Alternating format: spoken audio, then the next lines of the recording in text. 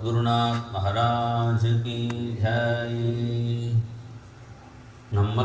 നമ്മളുടെ സ്വരൂപത്തിൽ നമ്മുടെ സ്വഭാവത്തിൽ ഇരിക്കുന്നത് എപ്പോഴാണെന്ന് ചോദിച്ചാൽ കുട്ടികളായിരിക്കുമ്പോഴാണ്. കുട്ടികളായിരിക്കുമ്പോൾ നമുക്ക് മാനം, അപമാനം, ലാഭം, നഷ്ടം ഒന്നുമില്ല. എപ്പോഴും ചിരിച്ചുകൊണ്ടിരിക്കും. അങ്ങനെയാണ് നമ്മൾ ഇരിക്കേണ്ടത്. പിന്നെ പ്രായമാകുമ്പോൾ പിന്നെ കാമക്രോധ ലോഭമോഹങ്ങൾ ഇങ്ങനെ വർദ്ധിക്കുന്നു. അപ്പോൾ ഭഗവാൻ തന്നെ കുട്ടിയായിരിക്കുന്ന ലീലകൾ ചെയ്യുമ്പോൾ അതാണ് ചെറുപ്പത്തിലിരിക്കുന്ന അതേ സ്വഭാവം അവസാനം വരെ ഭഗവാനുക്ക് സ്വഭാവം മാറ്റം ഉണ്ടായിട്ടില്ല. അതാണ് നമുക്ക് വേണ്ടത്. അതേ ആനന്ദം. അപ്പോൾ ഭഗവാന്റെ ആ കുട്ടിയായിരിക്കുന്ന ലീലകളാണ് ഇവിടെ വിസ്തരിച്ച് വർണ്ണിക്കുന്നു. കണ്ണൻ ജനിച്ച് 6 ദിവസമേ ആയിട്ടുള്ളൂ. അപ്പോഴാണ് പൂതന എന്ന പേരുള്ള രാക്ഷസിയെ പറഞ്ഞു വിട്ടു കംസൻ. പൂതന പറഞ്ഞാൽ പൂതാനപി നയതി, ശുദ്ധമായ കുട്ടികളെപ്പോലും കൊല്ലുന്നവൾ എന്നാണ് പൂതനയുടെ പേര്. ആ പൂതന ഒരു രാക്ഷസിയായാലും വരുന്ന വഴിയിൽ ഒരു ബ്യൂട്ടി പാർലറിൽ കയറി നല്ല വേഷം കെട്ടി വന്നു. പണ്ടത്തെ ബ്യൂട്ടി പാർലർ അങ്ങനെയാണ്. നല്ല കുട്ടി രാക്ഷസിയെപ്പോലും നല്ല പെൺകുട്ടിയായിട്ട് വേഷം കെട്ടിയിരുന്നു. ഇപ്പോഴത്തെ ബ്യൂട്ടി പാർലറോ നല്ല പെൺകുട്ടിയെ രാക്ഷസിയാക്കി വിടുന്നു. അങ്ങനെ പൂതന വരുന്നു. പൂതന വന്നപ്പോൾ ഭഗവാൻ കണ്ണടച്ചിരിക്കുന്നു. നിമീലി തേക്ഷണ. എന്തുകൊണ്ട് കണ്ണടച്ചു ഇവിടെ പറയുന്നു? ഭഗവാൻ മഹാദേവനെ ധ്യാനിക്കാൻ വേണ്ടി കണ്ണടച്ചിരിക്കുന്നു. കാരണം പൂതന ഇപ്പോൾ വിഷമാണ് കൊണ്ടുവന്നിരിക്കുന്നു. വിഷം കുടിക്കും മുമ്പ് ഒന്ന് മഹാദേവനോട് ചോദിക്കാം. മഹാദേവനോട് ചോദിച്ചിട്ട് കുടിക്കാം. മഹാദേവനോട് ചോദിച്ചപ്പോൾ വിഷം എങ്ങനെയാണ്? അപ്പോൾ മഹാദേവൻ പറഞ്ഞു, ഞാൻ പണ്ട് ഒരു പ്രാവശ്യം കഴിച്ചതാണ്, അത്ര ബുദ്ധിമുട്ടൊന്നും ഇല്ലേ, കുറച്ച് മയക്കം ഓർമ്മ, കുറച്ച് നേരം കിടന്നാൽ മതി. നമ്മളൊക്കെ വിഷ്ണുവിൻ്റെ രൂപം കണ്ടിട്ടുണ്ട്, പത്മനാഭനായിട്ട് കിടക്കുന്ന രൂപം. അതേപോലെ ചെന്നൈ മെഡ്രാസിൻ്റെ അടുത്ത് സുരുട്ടപ്പള്ളി ഇങ്ങനെ ഒരു സ്ഥലമുണ്ട്. അവിടെ ശിവൻ ഇങ്ങനെ കിടക്കുന്ന രൂപത്തിൽ കാണാം. എന്താ കാരണം? വിഷം കഴിച്ച ശേഷം കുറച്ച് നേരം ഇങ്ങനെ കിടന്നതാണ്. അപ്പോൾ കുടിച്ചോളൂ എന്ന് മഹാദേവൻ പറയുന്നു. പിന്നെ ഭഗവാൻ ഒന്നുകൂടി പ്രഹ്ലാദനോട് ചോദിച്ചു കണ്ണടച്ച്, പണ്ട് നിനക്ക് വിഷം കൊടുത്തില്ലേ ഹിരണ്യകശിപു, എങ്ങനെയായിരുന്നു? പ്രഹ്ലാദൻ പറഞ്ഞു, നിൻ്റെ നാമം ജപിച്ച് എനിക്ക് തന്നെ ഒരു കുഴപ്പം ഉണ്ടായിട്ടില്ല, കാവി കുടിക്കുന്നത് പോലെ ഞാൻ സുഖമായിട്ട് കുടിച്ചോളൂ. പ്രഹ്ലാദനും പറഞ്ഞു. അങ്ങനെ പല ആൾക്കാരോട് ചോദിക്കാൻ വേണ്ടിയാണ് കണ്ണടച്ചിരിക്കുന്നു എന്നാണ് മഹാത്മാക്കളിലൂടെ വ്യാഖ്യാനിക്കുന്നു. അങ്ങനെ ഭഗവാൻ കണ്ണടച്ചിരിക്കുന്ന സമയത്താണ് പൂതന ആ ഉണ്ണിക്കണ്ണന് പ്രഭാഷണ സമയത്തിൽ ചെയ്യേണ്ട. പൂതന ഇങ്ങനെ കണ്ണനെ ഉണ്ണിക്കണ്ണനെ എടുത്തു വച്ചു. വിഷം പുരട്ടി മുലപ്പാൽ കൊടുക്കുമ്പോൾ പ്രാണൈ സമം രോഷ സമന്വിതോപിപത്, അവിടെ പ്രാണനം ചേർത്ത് ഭഗവാൻ വലിച്ചു. വിടു വിടു പറഞ്ഞ് പൂതന വിട്ടു, ശരീരം ഉപേക്ഷിച്ചു.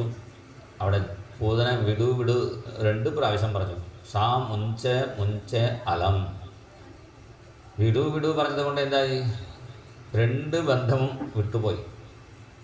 ഇഹലോക സുഖമും സ്വർഗലോക സുഖമും 2 ബന്ധം വിട്ട് ത്രൂ ടിക്കറ്റ് മോക്ഷത്തിലേക്ക് ഭഗവാൻ പറഞ്ഞു വിട്ടു. പിന്നെ പൂതനയെ കണ്ട് കണ്ണൻ ഭയന്നിട്ടുണ്ടാവും വിചാരിച്ച് മന്ത്രം ജപിക്കുന്ന ചില ഗോപികമാർക്ക് അവർ ആദ്യം സ്വന്തം ശരീരത്തിൽ മന്ത്രം കൊണ്ട് ആത്മന്യഥ ബാലസ്യ ബീജന്യാസമകുർവത ഗോപ്യ സംസ്പൃഷ്ട സരിലാഹ. ഒരാൾക്ക് വേണ്ടി മന്ത്രം ജപിക്കുമ്പോൾ ആദ്യം നമ്മൾ ചില അംഗന്യാസ കരന്യാസം ഒക്കെ ചെയ്യണം. ചില പുസ്തകത്തിൽ നമുക്ക് കാണാം, സഹസ്രനാമം ജപിക്കുമ്പോൾ തന്നെ ബുദ്ധിമുട്ട് കൂടാതിരിക്കുന്നു വിചാരിച്ച് ലലാട്ടെ കേശവം വിദ്യാത്, അങ്ങനെ അതിന് ഒരു പ്രത്യേക മന്ത്രം പറയാറുണ്ട്. ഇവിടെയും കേശവ നാരായണ എന്നൊക്കെ ചില മന്ത്രങ്ങളെ പറഞ്ഞ് ലലാട്ടെ കേശവം ധ്യായേത് നാരായണമഥോദരേ വക്ഷസ്ഥലേ മാധവന്തു ഗോവിന്ദം കണ്ഠകൂബരേ വിഷ്ണുഞ്ച ദക്ഷിണേ കുക്ഷൗ ബാഹൗ ച മധുസൂദനം ത്രിവിക്രമം കന്ധരേതു വാമനം വാമവാസ്വകേ ശ്രീധരം വാമബാഹൗ തു ഋഷികേശം തു കന്ധരേ പൃഷ്ഠേ തു പത്മനാഭം ച കട്യാം ദാമോദരം ന്യസേത് എന്നാണ് പത്മപുരാണത്തിൽ പറയുന്നുണ്ട്. എങ്ങനെയൊക്കെ നമുക്ക് ആദ്യം സ്വയം രക്ഷ ചെയ്തിട്ട് വേണം അടുത്തവർക്ക് രക്ഷ ചെയ്യാം. ചില ആപ്പറേഷനൊക്കെ നടത്തും മുമ്പ് വൈദ്യന്മാർ എന്ത് ചെയ്യും? അവർ ആദ്യം ഒന്ന് സൂചി കുത്തും. എന്താ കാരണം? ആപ്പറേഷൻ ചെയ്യുന്ന ആളിന് നമുക്ക് ഒരു ഉപദ്രവം ഉണ്ടാവാതിരിക്കാൻ വേണ്ടി സ്വന്തം രക്ഷയ്ക്ക് ആദ്യം ഒരു രക്ഷയ്ക്കായിട്ട് ഒരു സൂചി കുത്തിയ ശേഷമേ പിന്നെ ആപ്പറേഷനൊക്കെ നടത്തുള്ളൂ. അതുപോലെ കണ്ണനെ രക്ഷ ചെയ്യും മുമ്പ് ഗോപികമാർ ആദ്യം യസ്യാത്മന്യഥ ബാലസ്യ ബീജന്യാസമകുറുവത കണ്ണനക്ക് രക്ഷ ചെയ്തു. 8 ശ്ലോകങ്ങളാണ് ഇവിടെ വർണ്ണിക്കുന്നു. പൂതന നിവാരണ അഷ്ടകം എന്നാണ് പറയുന്നത്. കുട്ടികളെ പേടിപ്പിക്കുന്ന ചില ഗ്രഹങ്ങളുണ്ട്. പൂതന, രേവതി, കോട്ടറ, ജ്യേഷ്ഠ, ഇതൊക്കെ കുട്ടികളെ പേടിപ്പിക്കുന്ന ഗ്രഹങ്ങളാണ്. ചിലപ്പോൾ നമ്മൾ ചെറിയ കുഞ്ഞുങ്ങളെ കാണുമ്പോൾ നമുക്ക് കാണാം, ഇങ്ങനെ ഇടയ്ക്ക് പേടിക്കും. അവർ ഒന്നും കണ്ടിട്ടില്ലല്ലോ, പിന്നെ എന്നാ ഈ കുട്ടികളൊക്കെ പേടിക്കുന്നു ചോദിച്ചാൽ അവർ കുട്ടികളെ പേടിപ്പിക്കാൻ വേണ്ടി ചില ഗ്രഹങ്ങൾ ജ്യോത്സ്യന്മാർ പറയും ബാലാരിഷ്ടം എന്നു പറയും. അങ്ങനെ ചില ഗ്രഹങ്ങളുണ്ട്. അവരിൽ നിന്നും ഈ കുട്ടിയെ രക്ഷിക്കാൻ വേണ്ടിയാണ് ഈ മന്ത്രം ഇവിടെ ഉപദേശിക്കുന്നു. 10ാമത്തെ സ്കന്ധത്തിൽ 6ാമത്തെ അധ്യായം 22 മുതൽ 29 വരെ ഉള്ള 8 ശ്ലോകങ്ങളാണ്. മഹാത്മാക്കൾ പറയുന്നു ബാലനാരായണ കവചം എന്നാണ് പേര്. നമ്മൾ ആദ്യം 6ാമത്തെ സ്കന്ധം ഒരു നാരായണ കവചം വായിച്ചു. അത് നമുക്ക് ഉള്ളതാണ്, വലിയ ആൾക്കാർക്കുള്ള നാരായണ കവചം. കുട്ടികൾക്ക് ഒരു ചെറുതായിട്ട് വേണ്ടേ, അത് ബാല പറഞ്ഞാൽ അത് കുറച്ച് കൂടുതൽ ശ്ലോകമുള്ളതാണ്. ഇത് കുറച്ച് ശ്ലോകമേ ഉള്ളൂ, 8 ശ്ലോകമേ ഉള്ളൂ. അതുകൊണ്ടാണ് ബാലനാരായണ കവചം എന്ന് മഹാത്മാക്കൾ പറയുന്നു. എന്തായാലും ആ ശ്ലോകങ്ങൾ നമുക്കിപ്പോൾ ചൊല്ലാം. അവ്യാദജോഘ്രിമണിമാംസ്തവ ജാൻവചോരു യജ്ഞോച്യുത കടിതടം ജഠരം ഹയാസ്യഃ ഹൃത്കേശവസ്ത്വദുരൈശൈനസ്തു കണ്ഠം വിഷ്ണുർഭുജം മുഖമുരുക്രമ ഈശ്വരഃ കം ചക്ര്യഗ്രതഃ സഹഗതോ ഹരിരസ്തു പശ്ചാത് ത്വത്പാർശ്വയോ ധനുരസി മധുഹാജനശ്ച കോണേഷു ശംഖ ഉരുഗായ ഉपर्युपेन्द्रः ताक्ष्यः क्षितौ हलधरः पुरुषः समन्तात् इन्द्रियाणि हृषीकेश प्राणान् नारायणोऽवतु श्वेतद्वीपपतिश्चित्तं मनो योगेश्वरोऽवतु कृष्णिगर्भस्तु ते बुद्धिम् आत्मानं भगवान् परः क्रीडन्तं पातु गोविन्दः शयानं पातु माधवः व्रजन्तमव्याद्वैकुण्ठः आसीनं त्वां श्रियः पतिः भुञ्जानं यज्ञभुक्पातो सर्वग्रहभयङ्करः. ഈ ശ്ലോകം ഒരു 5 ശ്ലോകമേ രക്ഷയ്ക്കുള്ള ശ്ലോകങ്ങളാണ്. പിന്നെ ഇതിൻ്റെ ഫലശ്രുതിയാണ് ബാക്കിയുള്ള 3 ശ്ലോകങ്ങൾ.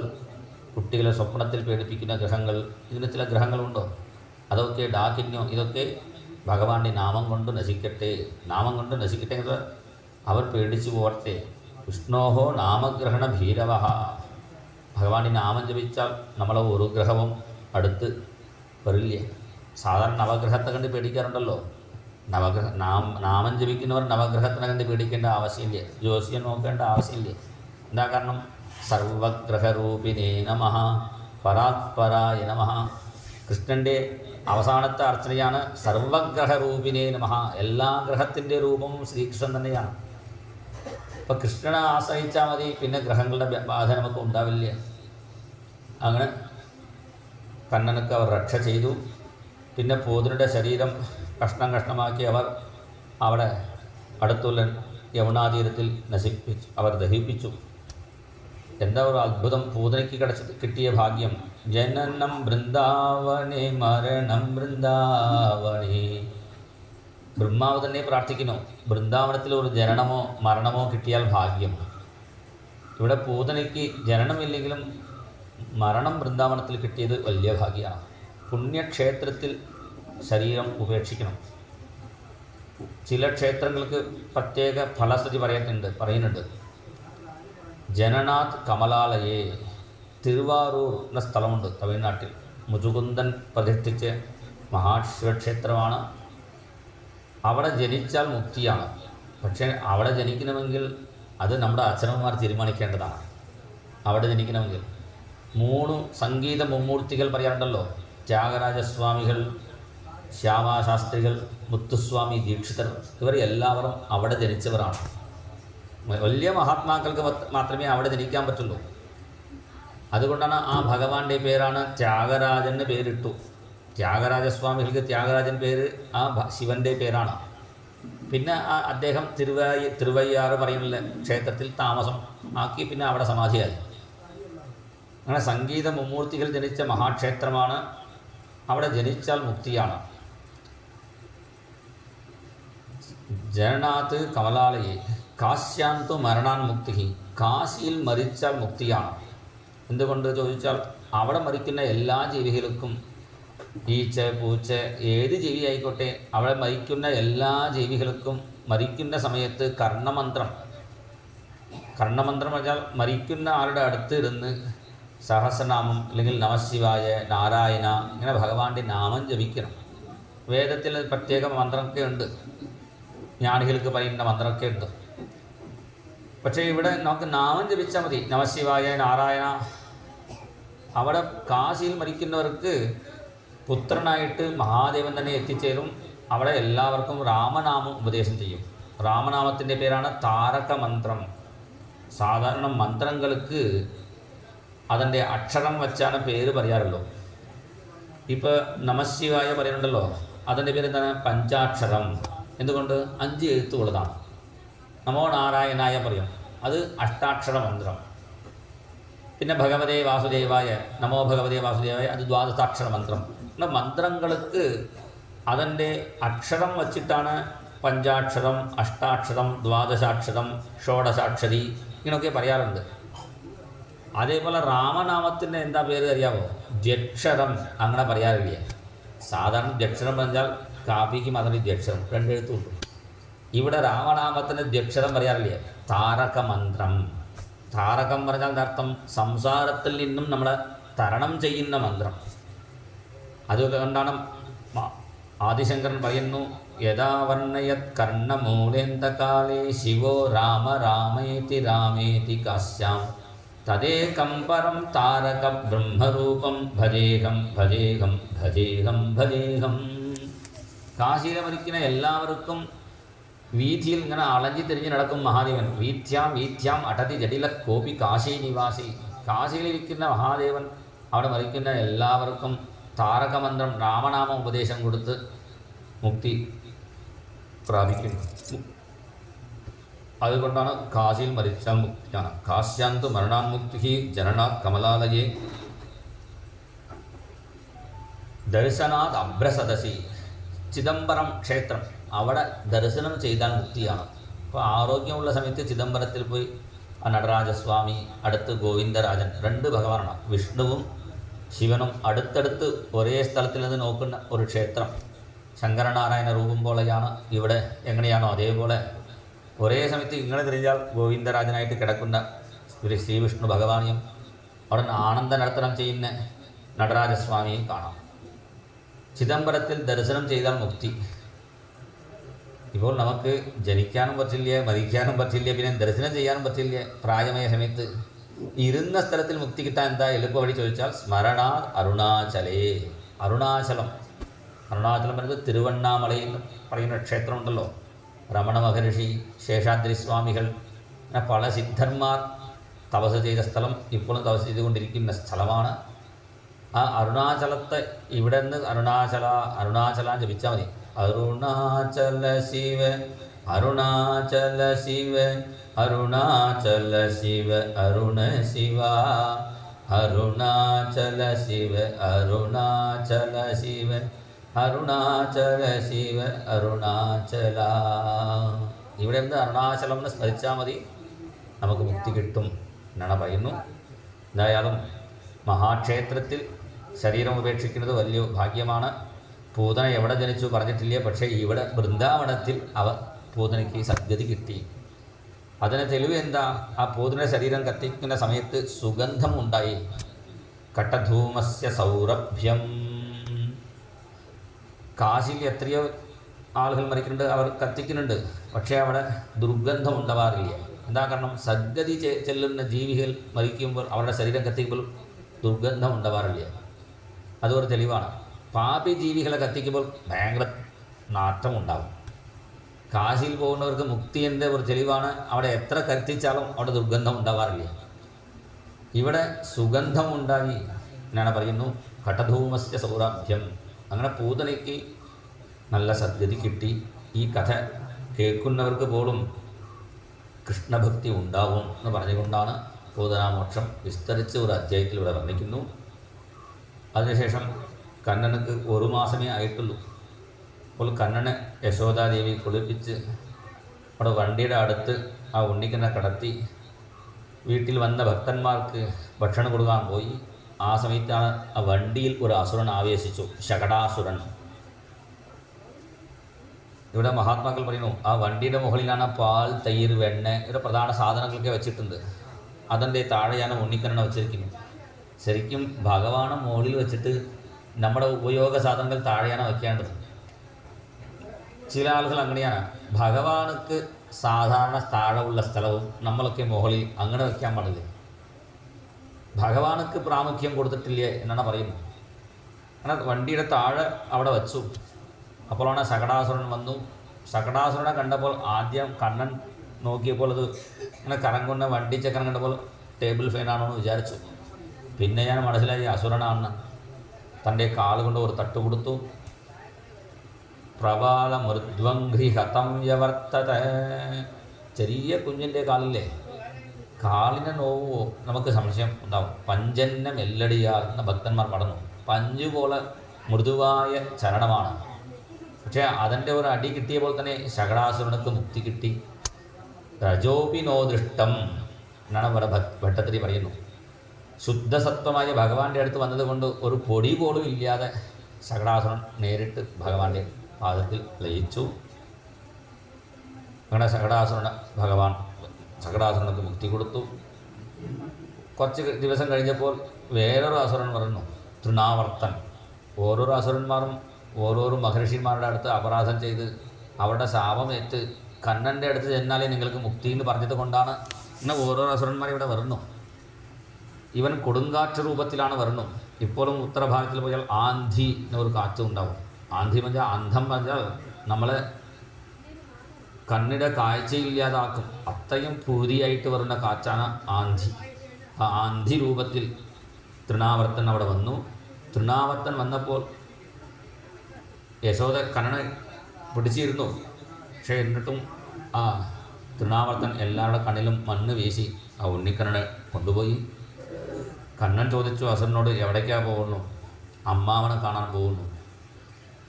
അപ്പോൾ കണ്ണൻ പറഞ്ഞു, ഞാൻ അമ്മാവനെ കാണാൻ അക്രൂരൻ്റെ ഒപ്പം പോയിക്കോളാം, നിന്നെപ്പോലെ ക്രൂരനോട് വരില്ല പറഞ്ഞ് ഭഗവാൻ തൃണാവർത്തൻ്റെ കഴുത്തിനെത്തി തൃണാവർത്തനക്ക് മുക്തി കൊടുത്തു. ഇങ്ങനെ ഇടയ്ക്കിടയ്ക്ക് അസുര സംഹാരം. എന്താ കാരണം? രാമായണം പോലെ ഒരു സ്ഥലത്തിലില്ല അസുരന്മാർ. അതുകൊണ്ടാണ് യുദ്ധകാണ്ഡം പ്രത്യേകം ഭാഗവതത്തിൽ പറഞ്ഞിട്ടില്ല. അങ്ങനെ യുദ്ധകാണ്ഡം വെച്ചിട്ടില്ല. എന്താ കാരണം? രാമായണത്തിൽ ഒരു സ്ഥലത്തിലിരുന്ന് അസുരന്മാർ അവിടെ പോയി യുദ്ധം ചെയ്യേണ്ടി വന്നു. ഇപ്പോൾ അവിടെയും ഇവിടെയും യുദ്ധമായ അസുരന്മാരായതുകൊണ്ട് ബാലലീലയിൽ തന്നെ ഇടയ്ക്കിടയ്ക്ക് യുദ്ധം ഒക്കെ ചെയ്യുന്നു ഭഗവാൻ. ഇന്ന് കണ്ണനക്ക് പേരിട്ടിട്ടില്ല.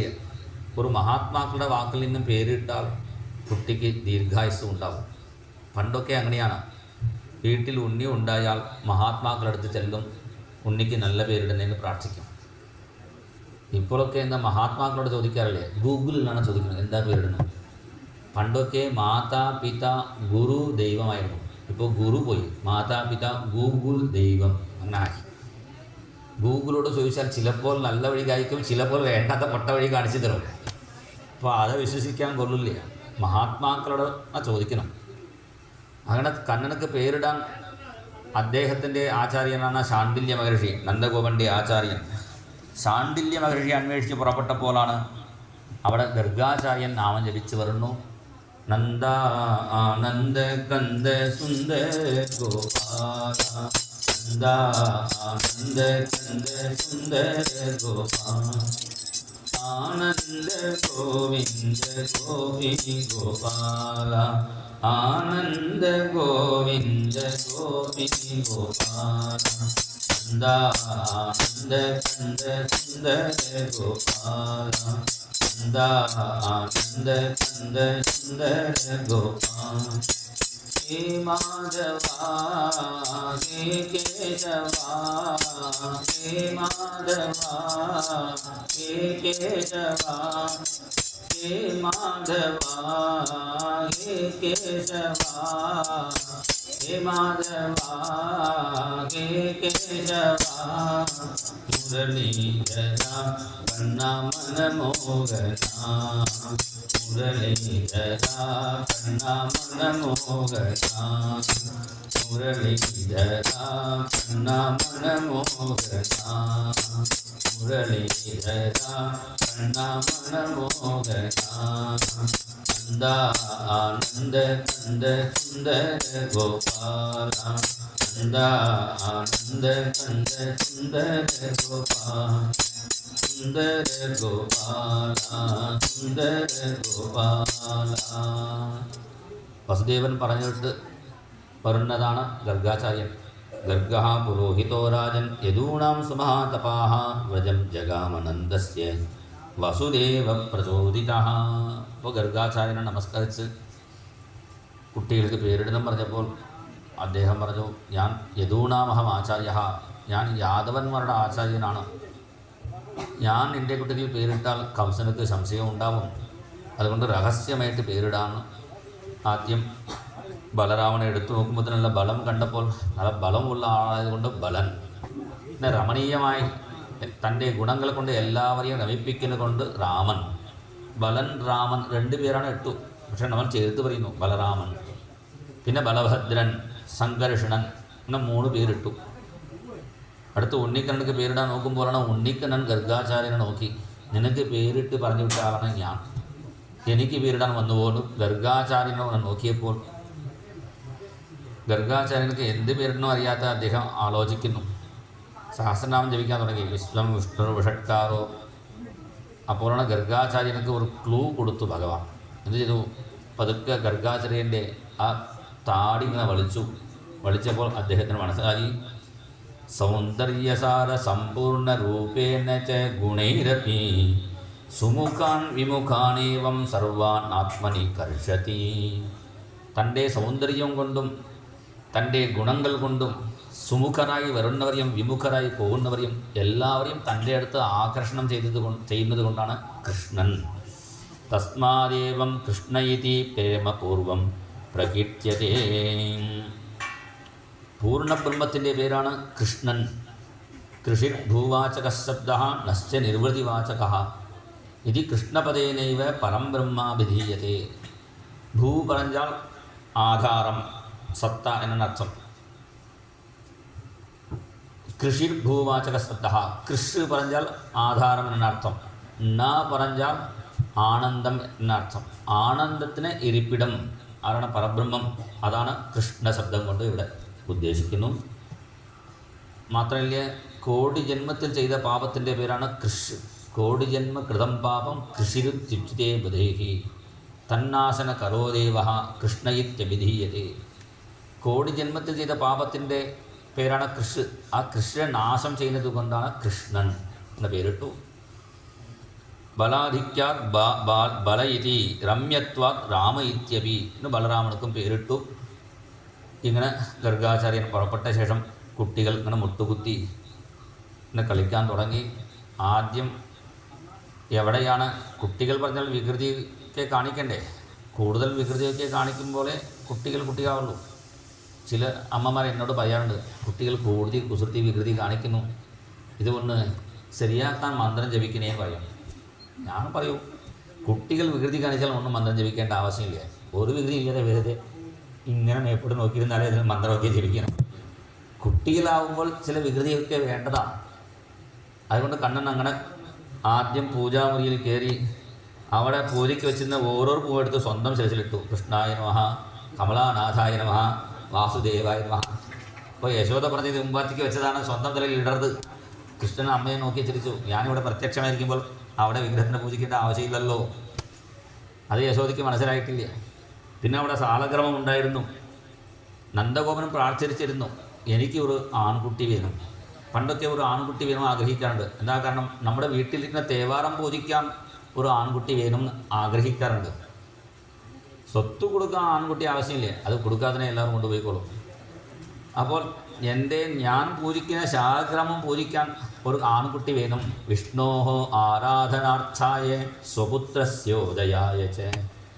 അങ്ങനെ ആഗ്രഹിച്ചു.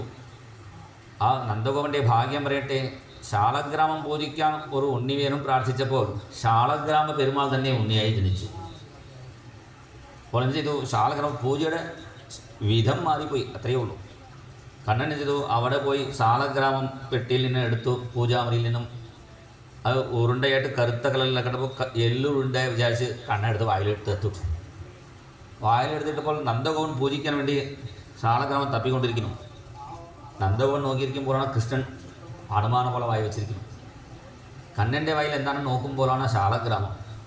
ശാലഗ്രാമ പൂജ പറഞ്ഞാൽ അർത്ഥം ഒരു തട്ടത്തിൽ ശാലഗ്രാമം വയ്ക്കണം, കുറച്ച് തീർത്ഥം അഭിഷേകം ചെയ്യണം, പിന്നെ ശാലഗ്രാമം മാറ്റി ചന്ദനം പൂവിട്ടിട്ട് ആ തീർത്ഥം കുടിക്കണം.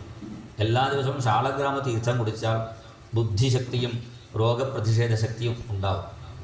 അതുകൊണ്ടാണ് പണ്ട് കുളി കഴിഞ്ഞാൽ ക്ഷേത്രത്തിൽ പോയി തീർത്ഥം സേവിക്കാറുണ്ട്.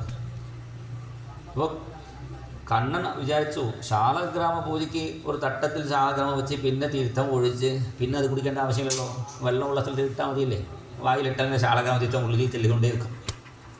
അങ്ങനെ വിചാരിച്ച് കണ്ണനെടുത്ത് വായിലിടാൻ തുടങ്ങി. കണ്ണൻ ശാലഗ്രാമം എടുത്ത് ഇടുന്നത് കണ്ടപ്പോൾ ബലരാമൻ ശിവലിംഗം എടുത്ത് വായിലിടാൻ തുടങ്ങി.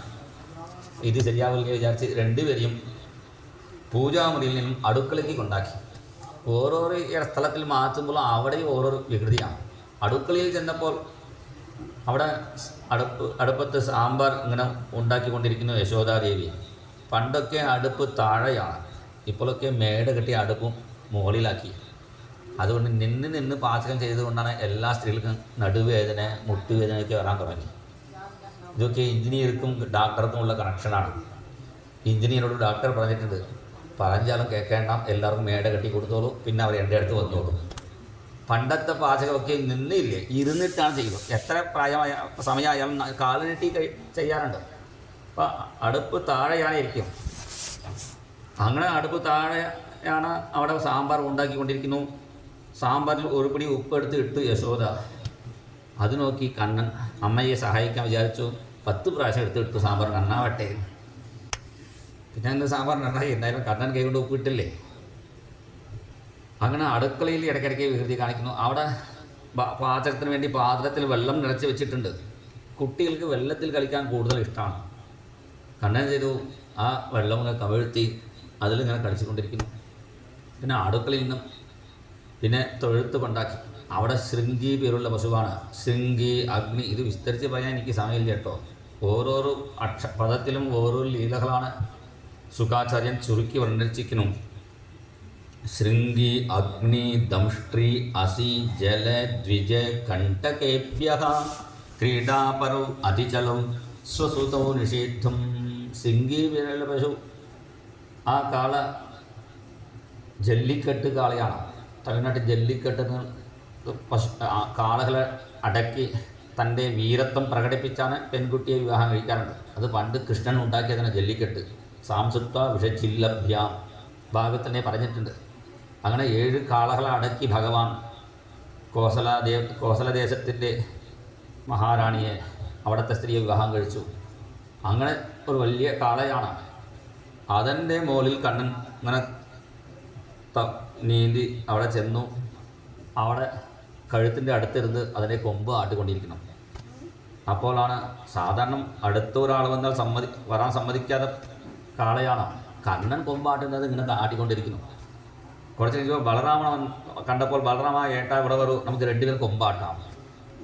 ബലരാമനും ആ കാളയുടെ വാല് പിടിച്ചിങ്ങനെ കയറുന്ന സമയത്താണ് കണ്ണൻ ചെയ്തു ആ കൊമ്പിൻ്റെ ഇടവഴി കൂടി ആ വെളുത്ത കാളയുടെ മൂക്ക് കറുപ്പായിരുന്നു. ഇതെന്താ കറുത്ത സാധനം, അതുകൊണ്ട് മാന്തി. മൂക്കുകൊണ്ട് മാന്തിയപ്പോൾ എന്തായി, ആ കാളിക്ക് മൂക്കത്തെ ശുണ്ടിയാണ്. അപ്പോൾ മൂക്കും കൂടെ കൊണ്ട് മാന്തി എടുത്തപ്പോൾ പെട്ടെന്ന് ചാടി പുറപ്പെട്ടു. അങ്ങനെ കാള ഓടുന്ന സമയത്ത് സാധാരണ വാള് പൊക്കിയേ ഓടുള്ളൂ. ഇപ്പോൾ വാള് പൊക്കാൻ പറ്റില്ലേ, കാരണം വാളിൽ ബലരാമൻ തൂക്കിയിരിക്കുന്നു, കൊമ്പിൻ്റെ ഇടയിൽ കൃഷ്ണൻ. ഈ രണ്ടാളെ കൊണ്ട് ആ കാലം ബുദ്ധിമുട്ടി. അവസാനം നന്ദഗോപൻ വന്ന് ആ കുട്ടികളെ ഇറക്കി വിട്ടു. ഇങ്ങനെ പതുക്കെ കണ്ണൻ, മുട്ടുകുത്തിയ കണ്ണൻ പിന്നെ നടക്കാൻ തുടങ്ങിയപ്പോൾ അവൻ്റെ ലീലകൾ ഇവിടെ പറയാൻ പറ്റില്ലെന്ന് പറയുന്നു. തായേ യശോദ ഉന്തൻ നായർ കുലത്തൂതിത്ത മായൻ ഗോപാലകൃഷ്ണൻ செய்யும் ஜாலத்தை கேளடி தாயே. பாலன் என்று தாவி அணைத்த என்னை மாலையிட்டவன் போல் வாயில் முத்தம் இட்டாண்டி. பாலன் நல்லடி உன் மகன் ஜாலமிக செய்வதெல்லாம் 4 பேர்கள் கேட்கச் சொல்ல நாணமிக வாவுதடி. தாயே யசோதா உந்தன் நாயர் கோலத்தோதித்த மாயன் கோபால கிருஷ்ணൻ செய்യും ജാലത്തെ കേളടി തായേ. ഈ പാട്ട് ചെമ്പൈ വൈദ്യനാഥ ഭാഗവതർ പാടി. അദ്ദേഹം പാടിയപ്പോൾ പാലക്കാട്ടിൽ ഒരു നായർ 1000 രൂപ സംഭാവന കൊടുത്തു. എന്തിനാണ് ചോദിച്ചപ്പോഴാണ് അദ്ദേഹം പാടുമ്പോൾ തായേ യശോദ ഉന്തൻ നായർ കുലത്തൂതിത്ത തായേ യശോദ ഉന്തൻ നായർ കുലത്തിത്തെ പറഞ്ഞപ്പോൾ നായർക്ക് സന്തോഷമായി. എൻ്റെ കുലത്തിലല്ലേ ഭഗവാൻ അവതരിച്ചു, സംഭാവന കൊടുത്തു. പിന്നെ സംഭാവന കിട്ടിയ ശേഷം പിന്നെ അദ്ദേഹം തുരിച്ച് പാടി ഉന്തൻ ആയർ കുലത്തൂതിത്ത മായൻ ഗോപാല കൃഷ്ണൻ ചെയ്യും ജാലത്തെ കേളടി. രണ്ടും ഒരേ അർത്ഥം തന്നെയാണ്. അങ്ങനെ കണ്ണൻ്റെ ലീലകൾ ഗോപികമാർ വന്ന് പാടുന്നു. ഇപ്പോൾ നമ്മുടെ നാട്ടിൽ പുതിയ കള്ളൻ കയറിയിട്ടുണ്ട്. യശോദയുടെ എല്ലാവരും പറയുന്നു. എന്താ പുതിയ കള്ളൻ? സാധാരണ കള്ളന്മാരൊക്കെ പട്ട് സാരി, വെള്ളി പാത്രം, സുവർണ ആഭരണം ഇങ്ങനെയുള്ള വില പിടിച്ച സാധനമേ കട്ടുകൊണ്ട് പോകാറുള്ളൂ. ഈ പുതിയ കള്ളൻ പട്ടിണി നാട്ടിൽ നിന്ന് വന്ന ആളാണ് തോന്നുന്നു. ഭക്ഷണ സാധനം മാത്രം, പാല്, തൈര്, വെണ്ണ ഇങ്ങനെയുള്ള സാധനം മാത്രം കൊണ്ടുപോകുന്നു. അവർ പറയുന്നത് ശരിയാണ്. വൈകുണ്ഠത്തിൽ നേദ്യം ഒന്നുമില്ലേ? സദാ പശ്യന്തി, നോക്കിക്കൊണ്ടേയിരിക്കും. അവിടെ നേദ്യം കൊടുക്കാറില്ലേ? അതുകൊണ്ടാണ് പട്ടിണി നാട്ടിൽ നിന്നാണ് ഭഗവാൻ വന്നിരിക്കുന്നു. അങ്ങനെ ഇവിടെ പുതിയ കള്ളൻ കയറിയിട്ടുണ്ട്. അപ്പോൾ കള്ളൻ ആരാണ്? യശോദ ചോദിച്ചു. വേറെ ആരിലും എൻ്റെ മകനാണ്. അങ്ങനെയാണോ? നിങ്ങൾക്ക് ഉറപ്പാണോ? അത് ഞങ്ങൾ കണ്ടതാണ്. അപ്പോൾ കണ്ണനോട് ഒന്ന് പറഞ്ഞുകൂടെ? കണ്ണനോട് പറഞ്ഞോളൂ. ഇല്ലെങ്കിൽ കുട്ടികൾക്ക് മുമ്പിൽ സാധനം വെച്ചാൽ കൽക്കണ്ടം, മുന്തിരി, ബിസ്ക്കറ്റ് എന്തെങ്കിലും സാധനം കണ്ടാൽ പെട്ടെന്ന് എടുത്ത് കഴിക്കും കുട്ടികൾ കാണുന്ന രീതിയിൽ വയ്ക്കരുത്, ഒളിച്ച് വെച്ചാൽ മതി. അപ്പോൾ വേറെ ഗോപി പറഞ്ഞു, ഞങ്ങളുടെ വീട്ടിൽ ഒളിച്ച് വെക്കാൻ പ്രത്യേക മുറി തന്നെ ഉണ്ടാക്കി വെച്ചിട്ടുണ്ട്. ഉച്ച 12 മണിക്ക് പോയാലും കൂരിട്ടാണ്. ആ ഇരുട്ട് മുറിയിൽ കയറാൻ എനിക്ക് തന്നെ പേടിയാവും. ആ ഇരുട്ട് മുറിയിൽ 2 പേർ മാത്രമേ ധൈര്യമായിട്ട് കയറി പോവുള്ളൂ.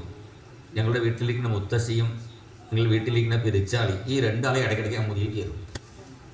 ഞാൻ ഒരു ദിവസം അവിടെ വിളക്കടിച്ചിരുന്നപ്പോൾ കൃഷ്ണൻ നിൽക്കുന്നുണ്ട്. ധ്വാന്താകാരേ ധൃതമണിഗണം. കൃഷ്ണനക്ക് ടാർച്ചിൻ്റെ ആവശ്യമില്ല, വിളക്കിൻ്റെ ആവശ്യമില്ല. എന്താ ധൃതമണിഗണം? അവനിട്ടിരിക്കുന്ന മണിയുടെ ആ പ്രകാശം കൊണ്ട് തന്നെ ആ മുറിയിൽ തന്നെ എവിടെ വെണ്ണ നോക്കിയെടുക്കുന്നു. അപ്പോൾ യശോദ പറഞ്ഞു, കണ്ണനല്ലേ കഴിച്ചോട്ടെ, ഒരു കുട്ടി കഴിച്ചത് കൊണ്ട് എന്താ പറയാൻ പോകുന്നു? കുട്ടികൾ കൂടുതൽ കഴിക്കില്ലല്ലോ. അപ്പോൾ വേറെ ഗോപി പറഞ്ഞു, കണ്ണൻ ഒറ്റയ്ക്ക് വന്നില്ലല്ലോ, ഒരു 32 കുട്ടികളെ വിളിച്ചുകൊണ്ട് വരുന്നു, എല്ലാവർക്കും കൊടുക്കുന്നു. അപ്പോൾ വേറെ ഗോപി പറഞ്ഞു, നമ്മുടെ നാട്ടിലിരിക്കുന്ന കുട്ടികളല്ലേ, നമ്മുടെ അടുത്തുള്ള നമ്മുടെ സുഹൃത്തുക്കളുടെ കുട്ടികളല്ലേ, അവർ കഴിച്ചോട്ടെ. അപ്പോൾ വേറെ ഗോപി പറഞ്ഞു, കണ്ണൻ കഴിച്ചാലും കുഴപ്പമില്ലേ, കുട്ടികൾ കഴിച്ചാലും കുഴപ്പമില്ലേ, മർക്കാൻ ഭോഷ്യന് അവിടെ ഇരിക്കുന്ന കുരങ്ങന്മാർക്കൊക്കെ കൊടുക്കുന്നു. വൃന്ദാവനത്തിൽ പോയാൽ ഇപ്പോഴും നമുക്ക് പോയാൽ കാണാം, നല്ല വണ്ണ തടിയുള്ള കുരങ്ങന്മാരാണ്. എന്താ കാരണം? കണ്ണൻ വെണ്ണ കൊടുത്തത് കൊണ്ടാണ്. അപ്പോൾ കണ്ണനോട് യശോദ ചോദിച്ചു, കുരങ്ങനക്ക് വെണ്ണ കൊടുത്തുവോ? അതെ. എന്താ കാരണം? ആ കുരങ്ങനെ കണ്ടപ്പോൾ ആ സ്ത്രീയുടെ ഭർത്താവ് പോലെ തോന്നി, അതുകൊണ്ടാണ് കൊടുത്തു. മർക്കാൻ ഭോക്ഷ്യൻ വിഭജതി സചേന്നാത്തി ഭാണ്ഡം ഭിനത്തി ദ്രവ്യാലാഭേ സഗൃഹകുപിതഃ. അപ്പോൾ യശോദ പറഞ്ഞു, ഉരി കെട്ടി ഉയരത്തിൽ വെച്ചോളൂ, കുട്ടിക്ക് എത്താത്ത രീതിയിൽ വെച്ചോളൂ. അപ്പോൾ വേറെ ഗോപി പറഞ്ഞു, ഹസ്താഗ്രാഹ്യേ രചയതി വിധിം പീഠകോലൂഖലാദ്യൈഹി. ഒരു ഗോപി നല്ല മിടുക്കിയാണ്. ഉരിയിൽ വെണ്ണ വെച്ചു, അടുത്തൊരു മണിയും കൂടി കെട്ടിവെച്ചു. വെണ്ണ പാത്രം തൊട്ടാൽ മണി അടിക്കും, പിടിക്കാം. ഇപ്പോൾ പുതിയ സാധനം വന്നിട്ടുണ്ടല്ലോ, കള്ളന്മാർ കഥവ് തുറക്കുമ്പോൾ തന്നെ മണി ബെല്ലടിക്കും, പിടിക്കാം. അത് പണ്ടേ ഗോപികമാർ കണ്ടുപിടിച്ചതാണ്. പക്ഷേ കണ്ണൻ എന്ത് ചെയ്തു? അവിടെ വന്നു, പിന്നെ ഒരു ഉരലെടുത്ത് ഇട്ടു, അതിൻ്റെ മുകളിൽ ഒരു സ്റ്റൂളെടുത്ത് ഇട്ടു, ഒരു പൊക്കമുള്ള കുട്ടിയെ നിർത്തി അവൻ്റെ തോളിൽ കയറി ആ മണിയോട് സംസാരിച്ചു. ശ്രദ്ധിക്കരുത് കേട്ടോ. ശരി പറഞ്ഞു മണി. ഭഗവാനല്ലേ, അപ്പോൾ എല്ലാം സംസാരിക്കും. മണിയോട് ശ്രദ്ധിക്കരുത് പറഞ്ഞിട്ട് ഒരു ഉരുള വെണ്ണ എടുത്തിങ്ങനെ വായിലിടുമ്പോൾ ഡ്രൈങ് മണി അടിച്ചു. മണിയോട് പറഞ്ഞു, ഞാൻ പറഞ്ഞില്ലേ ശ്രദ്ധിക്കരുത്. മണി പറഞ്ഞു, എൻ്റെ സ്വഭാവം മാറ്റാൻ വയ്യ, എനിക്ക് നേദ്യ സമയത്ത് അടിച്ചടിച്ച് അഭ്യാസമായിപ്പോയി. ഇപ്പോൾ വായിൽ വെണ്ണ ഇടുമ്പോൾ നേദ്യ സമയമായല്ലോ അടിച്ച് ഞാൻ വിചാരിച്ച് അടിച്ചതാണ്. അപ്പോൾ കണ്ണൻ വിചാരിച്ചു ഈ മണിയുടെ സൗണ്ട് എങ്ങനെ എടുത്താം. കണ്ണൻ ചെയ്തു, കണ്ണനക്ക് ഒരു കോണകം ഉടുപ്പിച്ചിരുന്നു യശോദമ്മ, ഒരു ചമപ്പ് കോണം. അത് വേണ്ടാന്ന് വിചാരിച്ചു. ആ കോണകം എടുത്ത് തട്ടിയിട്ടു ആ അടിക്കുന്ന സ്ഥലത്തിൽ. ഇനി അടിച്ചാലും ശബ്ദം കേട്ടില്ലേ. പിന്നെ കുട്ടികൾക്ക് എല്ലാവർക്കും വെണ്ണ കൊടുത്ത് സ്വയം കഴിച്ചുകൊണ്ടിരിക്കുമ്പോഴാണ് ആ ഗോപി വരുന്നു. ഗോപി കതവ് തുറക്കുന്ന ശബ്ദം കേട്ടപ്പോൾ എല്ലാ കുട്ടികളും ഓടിപ്പോയി.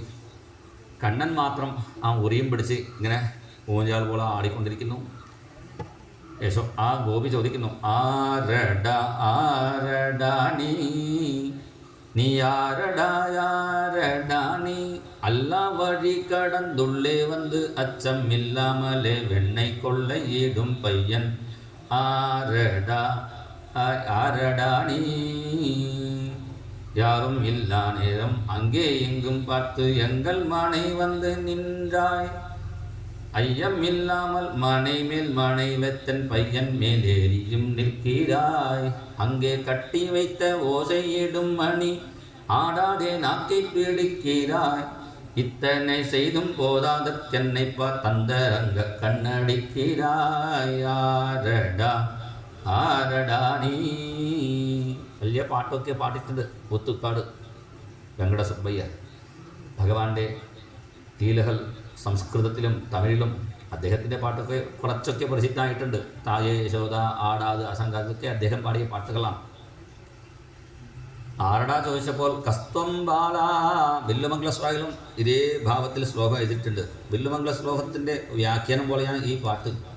കസ്ത്വം ബാല, ആരടാ നീ ചോദിച്ചപ്പോൾ ബലരാമൻ തമ്പി, ബലരാമൻ്റെ അനുജൻ. ബലരാമൻ്റെ അനുജൻ പറയാൻ എന്താ കാരണം? ആ നാട്ടിൽ ബലരാമൻ നല്ല പയ്യൻ പേരെടുത്തിട്ടുണ്ട്. അപ്പോൾ ബലരാമൻ്റെ അനുജൻ ഞാനും നല്ലവൻ തന്നെയാണ്. അപ്പോൾ ഈ ഗോപി ചോദിച്ചു, അവിടെ മുകളിൽ കയറാൻ എന്താ കാരണം? അപ്പോൾ കണ്ണൻ പറഞ്ഞു, ഇന്ന് രാവിലെ ഞങ്ങളുടെ വീട്ടിൽ ഒരു വെളുത്ത പൈക്കുട്ടി കാണാതെ ആയി. അപ്പോൾ അമ്മ പറഞ്ഞു, കണ്ണാ ആ വെളുത്ത പൈക്കുട്ടി എവിടെ ഉണ്ടെങ്കിലും കൊണ്ടുവരണം. ആ പൈക്കുട്ടി അന്വേഷിച്ച് വരുമ്പോഴാണ് നിങ്ങളുടെ വീട്ടിൽ ഈ പാത്രത്തിൽ വെളുത്ത സാധനം കണ്ടു. ഞങ്ങളുടെ പൈക്കുട്ടി അവിടെ കയറിയോ നോക്കാൻ വേണ്ടി വന്നതാണ്. പൈക്കുട്ടി എങ്ങനെ മുകളിൽ കയറും? കണ്ണൻ ചോദിച്ചു, അമ്മയെ പൂച്ചയ്ക്ക് എത്ര കാലം? 4 കാല്. എത്ര വാള്? 1 വാള്. പൂച്ച കയറുന്നുണ്ടല്ലോ, പൈക്കുട്ടിക്ക് 4 കാല് വാളും ഉണ്ടല്ലോ.